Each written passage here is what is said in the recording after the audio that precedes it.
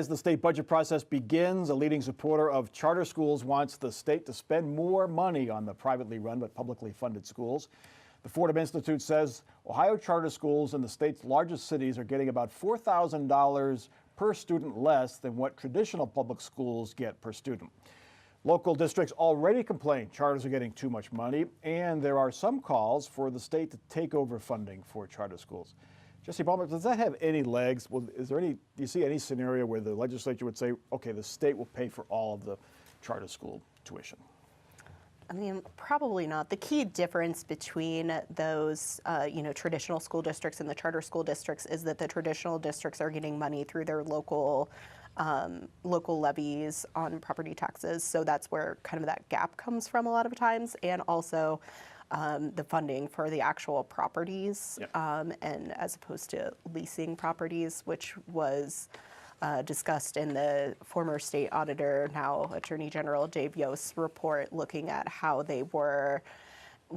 charter schools were leasing properties from their management companies and paying a higher rate than the surrounding areas.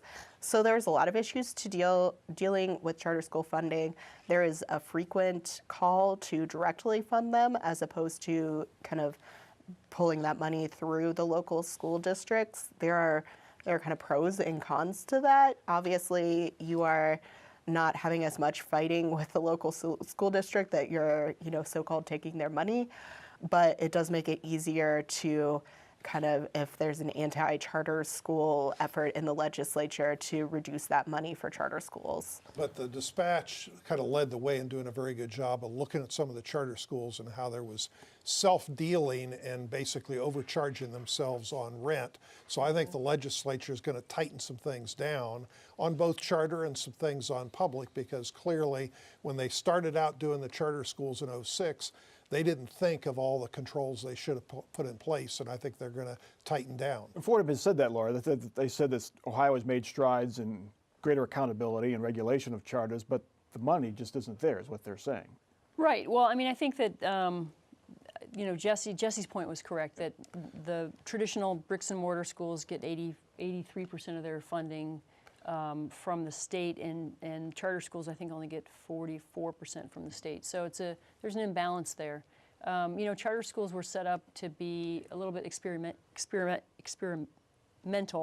and try and see if they could, find successes where the traditional schools weren't. And now it seems like they want a more traditional funding slate as well. With all the publicity, not all of it good, Herb, that charter schools have been getting, now is probably not the right time to go to the budget and say we want more money, we want direct funding. Yeah, and especially since part of the gap is due to what you said, is that the local citizens and regular public schools are paying for it. That's the source of the gap, local tax money. So what are the charter schools really saying here?